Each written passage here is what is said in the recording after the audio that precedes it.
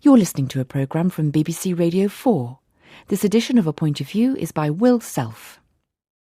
In 1976, my American mother took me to see Tom Stoppard's two short plays, Dirty Linen and Newfound Land.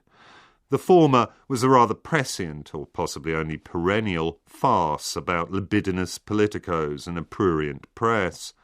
The latter, which in an act of dramatic mimesis was inserted between the two halves of Dirty Linen, was a brief two-hander the playwright had penned in support of his friend, Ed Berman, a theatrical impresario and community activist who, at the time, was having difficulties with his British residency. Yes, strange to relate, there was a time when Americans were viewed by the Home Office as dangerously radical. Anyway, in Newfound Land, an older and a younger civil servant take it in turns to extol the virtues, cultural, political, natural, of the United States of America. At the climax of this competitive laudation, the younger civil servant drops his trousers to reveal stars and stripes boxer shorts, while crying out orgasmically, "Oh, my America! My newfound land!" The laughter of the 1970s audience, I think, bore uneasy witness to the complexity of Stoppard's farcical vision.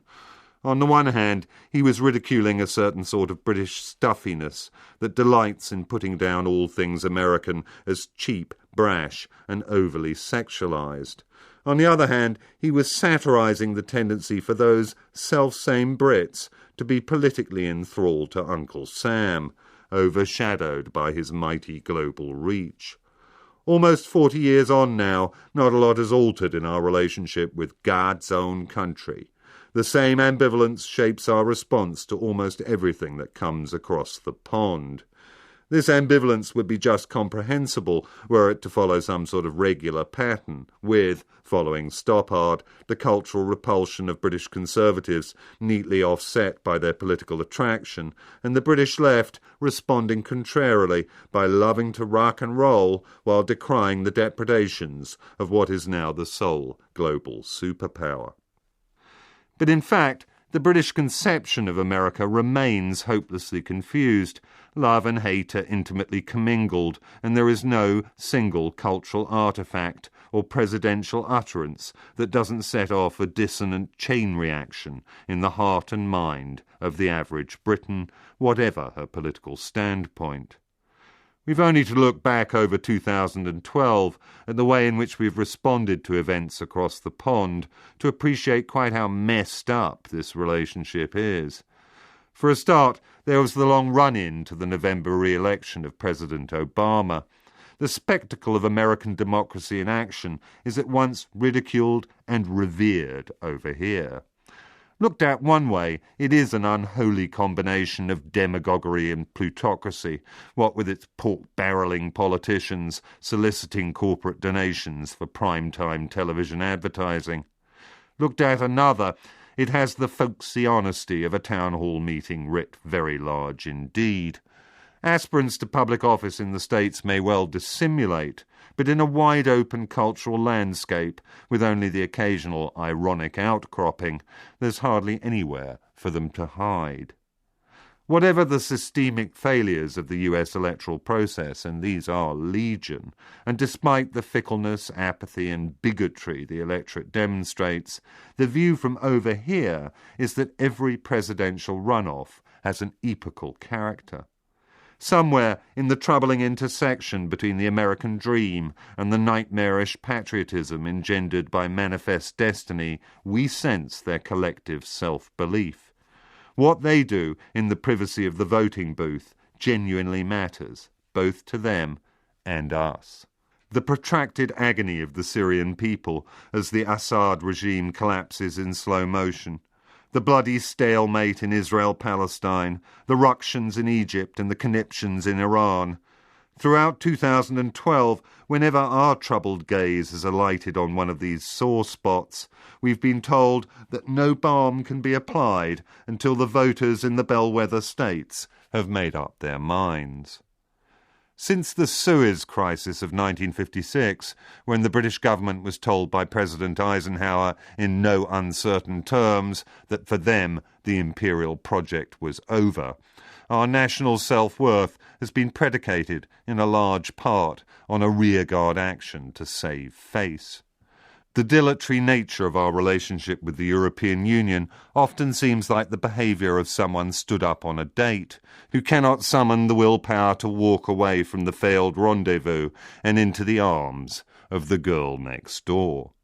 And the American expression date is undoubtedly the mot juste here, for even in a year notable for its concerted attempts by the British to get our family jewels out of hock, what with the Diamond Jubilee and the London Olympics, the prevailing wind of change has continued to blow from the West. New Apple product launches and franchised television talent shows, Hollywood-financed blockbusters and new economic nostrums. The appetite for all things and ways American remains as ravenous now as it was when Bill Haley and his comets rocked around the clock. And as with all ravenous appetites, it can never be sated, only provoke a troubling indigestion. Since the staging of Stoppard's Newfound Land, the great British public has increasingly had the opportunity to witness the object of their profound ambivalence in the flesh, as well as on celluloid. But far from greater intimacy leading to increased understanding, all those fly drives to Florida and whistle-stop tours of Yosemite have only widened the gulf. For once we've gotten over our initial amazement at the size of everything, from mountains to prairies to portions of food, a still more bewildering syndrome afflicts us. This can be seen most clearly with those British intellectuals, ranging across the political spectrum from the late Christopher Hitchens to the still extant Neil Ferguson, who, having paddled up the Potomac in their pith helmets, then went crazily native. Once established in America, and with its objective reality restored to actual size, the British immigrant discovers its people.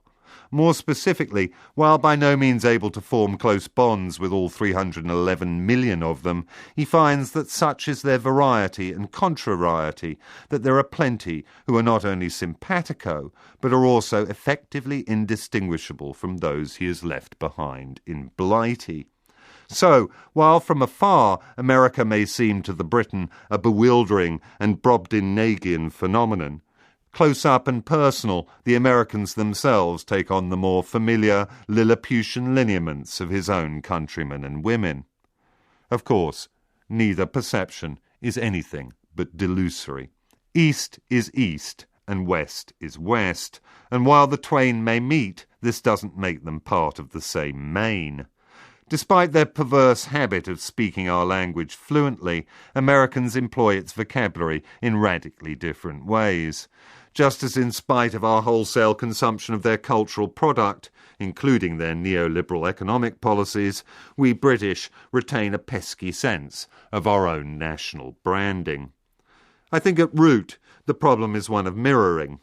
They say aluminum, we say aluminium, but both can be shiny and reflective surfaces. So, no matter how intently we examine America, we cannot help but see our own features staring back at us. This phenomenon simply doesn't occur when we look at the French, the Vietnamese, or the South Africans. All remain properly other. Only America and the Americans have this ability to derange us with their capacity to reflect our own image. Not that they do this intentionally, really. It's something we do to ourselves. And it follows that what we also do to ourselves is to relentlessly equate America with Americans, and the US government with its electorate. Conflations we wouldn't dream of making in the case of the German or Greek peoples. Perhaps once we finally smash the mirror, we will be able both to see America for what it is and face ourselves shorn of that post-imperial body dysmorphia that continues to make successive British governments punch above their weight on the international stage. Still, I wouldn't want to bet on it. Not, that is, while British civil servants still hide their stars and stripes pants beneath their pinstripe trousers. That edition of A Point of View was written and presented by Will Self. The producer was Adele Armstrong. There are many more Radio 4 programmes to download for free, and you can find these on the website at bbc.co.uk/Radio 4.